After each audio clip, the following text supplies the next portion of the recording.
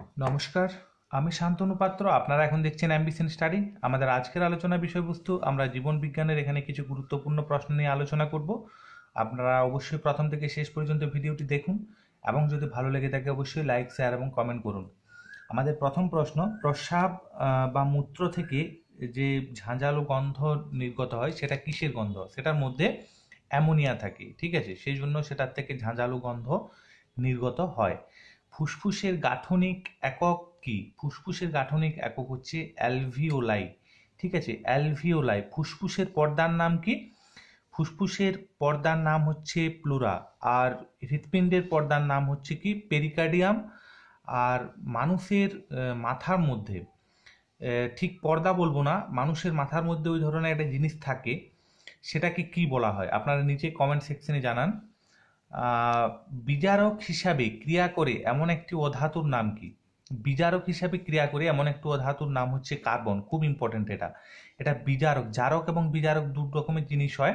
বিজারক হিসাবে ক্রিয়া করে এমন একটি অধাতু বলা হয়েছে। কার্বন হচ্ছে একটি অধাতু, আপনারা জানেন, যেটি বিজারক হিসাবে ক্রিয়া করে। বিলিরুবিন কোথায় তৈরি হয়? বিলিরুবিন তৈরি হয় প্লীহা। বিলিরুবিন কোথায় তৈরি হয়? বিলিরুবিন তৈরি হয় প্লীহাতে। আর্সেনিকের নিরাপদ মাত্রা, অর্থাৎ কতটা মাত্রার পর সেটা কিন্তু ক্ষতিকারক হয়, সেটা হচ্ছে 0.01 মিলিগ্রাম পার লিটার, ঠিক আছে, 0.01 mg পার লিটার। মানব চক্ষুতে কোন ধরনের লেন্স বিদ্যমান?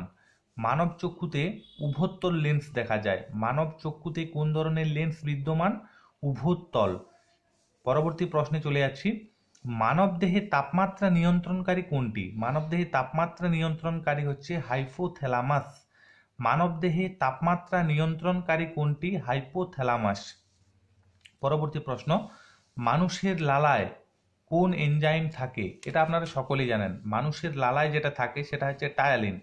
এবং এই টায়ালিনটা তিন ধরনের যে খাদ্যের ভাগ আছে, কার্বোহাইড্রেট, প্রোটিন এবং ফ্যাট। এই কার্বোহাইড্রেটের উপরে শুধুমাত্র টায়ালিনটা কিন্তু ক্রিয়া করে। প্রোটিন এবং ফ্যাট এর উপর কিন্তু এটা ক্রিয়া করে না। মানুষের লালায় কোন উৎসেচক আছে? সেটা হচ্ছে টায়ালিন। মানুষের শরীরে মোট হাড়ের সংখ্যা কত? এটা খুব সহজ, 206টি। আপনারা নিচে কমেন্ট সেকশনে জানান মানুষের শরীরে মোট পেশির সংখ্যা কত? এটা খুব ইম্পর্টেন্ট। মানুষের শরীরে মোট পেশির সংখ্যা কত? মরুভূমিতে জন্মানো উদ্ভিদকে কি বলে? মরুভূমিতে যে উদ্ভিদ জন্মায় তাদের বলা হয় জেরোফাইট। তাদের বলা হয় জেরোফাইট। মস্তিষ্কের পর্দার নাম কি? আমাদের এটা প্রশ্নের মধ্যেই ছিল।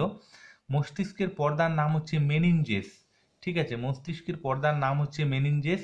রক্তের সার্বজনীন গ্রহিতা, রক্তের সার্বজনীন গ্রহিতা কোন গ্রুপ? এবি।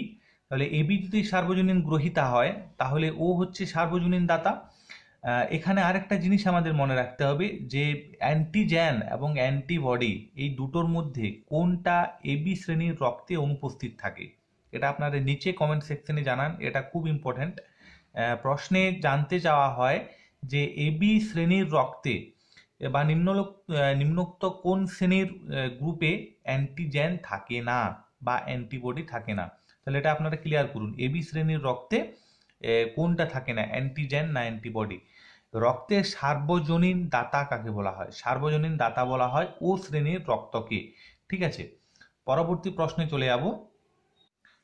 15 নম্বর প্রশ্ন দেখুন, রেচনতন্ত্রের গাঠনিক একককে কি বলা হয়? রেচনতন্ত্রের গাঠনিক একককে বলা হয় নেফ্রন, ঠিক আছে। রেচনতন্ত্রের গাঠনিক একককে বলা হয় নেফ্রন। দুটো জিনিস আছে, একটা হচ্ছে নিউরন আর একটা হচ্ছে নেফ্রন। তাহলে রেচনতন্ত্রের সাথে যদি নেফ্রনের মিল থাকে তাহলে নিউরনের মিল কার সাথে থাকবে? এটাও আপনাদের রিজনিং এর মধ্যেও আসতে পারে এবং এটা জেনে রাখাও প্রয়োজন। স্পিরুলিনা কি? স্পিরুলিনা হচ্ছে এক ধরনের শৈবাল। স্পিরুলিনা কি? স্পিরুলিনা হচ্ছে এক ধরনের শৈবালকে বলা হয় স্পিরুলিনা। পরিবহন টিস্যু, এটা কোনটির মধ্যে পরিবহন টিস্যু দেখতে পাওয়া যায় না? এটা দেখতে পাওয়া যায় না ছত্রাক। ছত্রাকের মধ্যে পরিবহন টিস্যু দেখতে পাওয়া যায় না। জ্যান্থোফিল, জ্যান্থোফিল কোন রঙের জন্য দায়ী? এটা খুব সহজ, জ্যান্থোফিল হচ্ছে হলুদ রঙের জন্য দায়ী। জিন তত্ত্বের জনক কাকে বলা হয়? জিন তত্ত্বের জনক বলা হয় গ্রেগর জোহান ম্যান্ডেল। তিনি প্রথম জিন তত্ত্ব নিয়ে পরীক্ষা করেছিলেন। তার বিখ্যাত যে মটর গাছ নিয়ে যে পরীক্ষা করেছিলেন, প্রথম অপত্যজনু বা দ্বিসংকর জননের পরীক্ষা করেছিলেন মেন্ডেলই প্রথম, সেই জন্য তাকে জিন তত্ত্বের জনক বলা হয়। আরএনএর নাইট্রোজেন বেস কতগুলি? আরএনএর টোটাল বেস হচ্ছে 4টে, ঠিক আছে। টোটাল বেস হচ্ছে 4টে, এর মধ্যে দুটো দুটো ভাগ আছে। এখানে বেসগুলোর আপনারা যদি নাম বলতে পারেন খুবই ভালো হয়। এবং ডিএনএ এবং আরএনএর মধ্যে অমিল আছে একটা, যেটা হচ্ছে একটার মধ্যে একটাই শুধুমাত্র ডিএনএর ক্ষেত্রে পাওয়া যায় এবং আরেকটা আরএনএর ক্ষেত্রে পাওয়া যায়। আমরা পূর্ববর্তী ডিএনএ আরএনএর ভিডিওতে খুব ভালোভাবে আলোচনা করেছি। এখানে কিন্তু বেস হবে এটা, ঠিক আছে। আরএনএর বেস কতগুলি? সেটা হচ্ছে 4টি। আপনারা নিচে কমেন্ট সেকশনে জানান আরএনএর মধ্যে কোন কোন বেসগুলি উপস্থিত থাকে। টোটাল 4টে বেস আছে, কোন কোন বেসগুলো উপস্থিত আছে। মানুষের করোটি স্নায়ু কত জোড়া? মানুষের করোটি স্নায়ু হচ্ছে 12 জোড়া। টোটাল 12 জোড়া করোটি স্নায়ু দেখতে পাওয়া যায়। চোখের জল নির্গত হয় কোন গ্রন্থি থেকে? এটা খুব ইম্পর্ট্যান্ট। চোখের জল নির্গত হয় ল্যাক্রিমাল গ্রন্থি থেকে। এবং এই চোখের থেকে যদি জলটা নির্গত না হয় বা ল্যাক্রিমাল গ্রন্থিটা কোনো কারণে যদি নষ্ট হয়ে যায়, তাহলে কিন্তু সেক্ষেত্রে খুব কম সময়ের মধ্যে অন্ধত্ব নেমে আসতে পারে। পরবর্তী প্রশ্ন, ভাইরাস কথার অর্থ কি? ভাইরাস কথার অর্থ হচ্ছে বিষ। যদি একটি উপকারী ভাইরাস বেসিক্যালি আমাদের ক্ষতি করে, কিন্তু এমন একটি ভাইরাস আছে যেটি আমাদের উপকার করে। সেই ভাইরাসটির নাম আপনাকে বলতে হবে নিচে কমেন্ট সেকশনে। সকলেই জানেন, জলে কিশমিশ রাখলে সেটা দেখবেন ফুলে যায়। এটা কেন হয়? জলে যদি কিশমিশ রাখা হয়, কিশমিশটা হচ্ছে শুকনো, সেটার মধ্যে অভিস্রাবণ পদ্ধতিতে জল যখন প্রবেশ করে সেটা আবার আগের মতো ফুলে যায়। এটা হচ্ছে একটা অভিস্রাবণ পদ্ধতি। অভিস্রাবণ পদ্ধতিতে কি থাকে? একটা পাতলা পর্দা থাকে, যেটাতে কম ঘনত্ব এবং বেশি ঘনত্বের মধ্যে দুটো ব্যাপার আছে। যেমন ধরুন ব্যাপন, এখানে যদি একটা ধূপ জ্বালানো হয়, এই ধূপের গন্ধটা কি হয়? চারদিকে ছড়িয়ে পড়ে, ঠিক আছে। মানে বেশি ঘনত্ব থেকে আপনার কম ঘনত্বের দিকে এটা চলে যাচ্ছে, এটাকে বলা হচ্ছে ব্যাপন।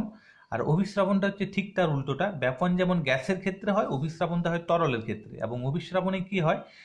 তরলের মধ্যে যদি দুটো জিনিসকে আলাদা করে রাখা হয়, তাহলে কম ঘনত্ব থেকে বেশি ঘনত্বের দিকে যাওয়ার একটা প্রবণতা থাকে, সেটা হচ্ছে অভিস্রাবণ। এটাও খুব ইম্পর্ট্যান্ট, একটু ইন ডিটেলস জেনে রাখাই ভালো। মুক্ত শক্তির বাহক কোনটি? মুক্ত শক্তির বাহক হচ্ছে এটিপি, ঠিক আছে। মুক্ত শক্তির বাহক হচ্ছে এটিপি। এটিপির ফুল ফর্ম নিচে জানান, খুব সহজ যদিও। সবচেয়ে বড় মুকুল কোনটি? সবচেয়ে বড় মুকুল হচ্ছে বাঁধাকপি। দ্বিপদ নামকরণের প্রবর্তন কে করেন? দ্বিপদ নামকরণের প্রবর্তন করেন ক্যারোলাস লিনিয়াস। ধন্যবাদ ভিডিও দেখার জন্য। যদি ভালো লেগে থাকে লাইক শেয়ার কমেন্ট করুন। কিছু জানার থাকলে কমেন্ট সেকশনে জানান, অথবা যদি সাবস্ক্রাইব না করে থাকেন চ্যানেল, অবশ্যই সাবস্ক্রাইব করে নিন। ধন্যবাদ।